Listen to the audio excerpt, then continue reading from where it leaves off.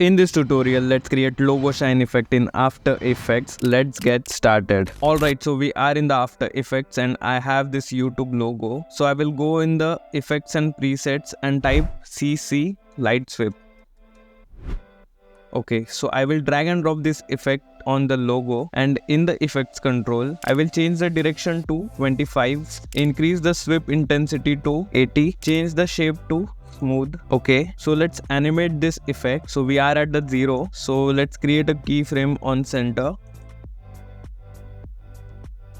Drag this till the end where the effect is not visible, and let's drag the playhead to 1 second and drag this effect till end where it is not visible. So this is the effect. Let's smooth out the effect. Let's easy ease the keyframes and go in speed editor and drag this in the center. Alright, this is the logo shine effect in After Effects. Make sure you add this effect in your videos to make them look more interesting. My name is Ameya and I will see you in the next video.